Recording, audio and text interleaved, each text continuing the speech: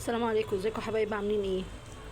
هنبدا نقول اللهم صل وسلم وبارك على نبينا محمد وعلى اله واصحابه اجمعين. بالله عليكم يا جماعه، اي حد يخش يتفرج على الفيديو يعمل لي اشتراك وكومنت، تمام؟ ويعمل لي لايك على الفيديو بتاع النهارده. بصوا حبايبي، كان في واحده حبيبتي كتبت لي كومنت، قالت لي يا ام سيف انا عايزه اعرف طريقه البتنجان تخزينه يعني في الفريزر. تمام؟ تخزين البتنجان يا حبايبي عشان ما اطولش عليكم الفيديو. تخزين البتنجان، انا جبت البتنجان بجيبه لما بيكون رخيص، لان في رمضان طبعا بيبقى ب 30 وب 40 جنيه الكيلو. انا بجيبه لما بيبقى التلاته ب 10 او ب 5 جنيه او حتى ب 10 جنيه الكيلو. تمام؟ بجيبه اي طبعا كميه انتم ممكن عايزينها، اي طبعا كميه. انا بجيبه بقوره، تمام؟ بقوره حلو جدا. البتنجان البنفسجي او البتنجان الابيض ده، بس البنفسجي بتبقى الجلد بتاعه تخين شويه. تمام؟ انا بجيبه برضك مفيش اي مشكله، بجيب ده او ده، بس ده اللي كان موجود حاليا في السوق.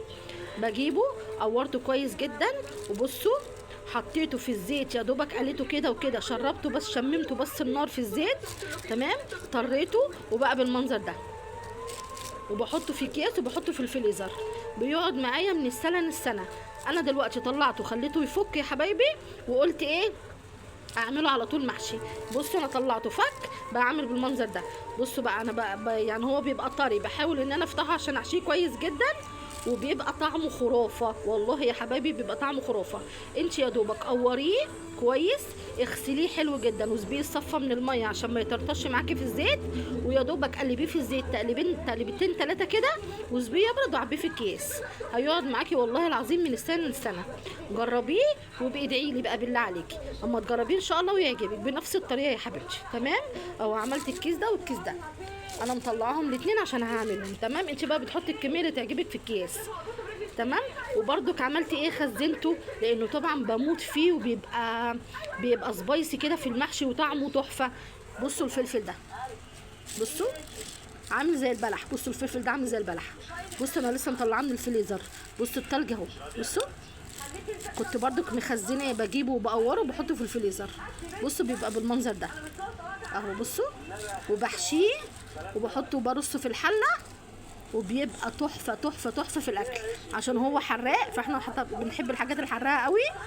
بصوا انا استغنيت عن الفلفل الرومي الاخضر، بجيب ده بجيبه وبخزنه في الموسم بتاعه، بجيبه وبخزنه وبحشيه، بيبقى كده. بس انت جيبي الايه الصغنونه دي اهو، الكبيره اللي تقدري اللي انت ايه تقوريها وتحشيها. بصوا اهي حاجات زي كده، حاجه زي كده. بصوا اهو لسه مطلعاه من الفريزر. بصوا التلج ده برضك بجيبه بقوره كده وبحطه في الفريزر، بس ده ما بتحطش على النار. انا بجيبه وبقوره وبحطه في الفريزر، ويقعد برضك معاكي من السنه للسنه. تمام يا حبايبي؟ اتمنى ان يكون الفيديو عجبكم، واتمنى تجربوها. وعايزه بقى دعوه حلوه لكل اللي جربوا ويعجبوا، دعوه حلوه من قلبكم لام سيف حبيبتكم. وبالله عليكم اشتراك في قناتي على اليوتيوب اسمها يوميات ام سيف للاكل البيتي، اتمنى كله يخش ويشترك فيها. وعايزه تتابعوني على التيك توك، وكومنت حلو كده ولايك جميل. يلا حبايب، اسيبكم في رعايه الله، سلام عليكم.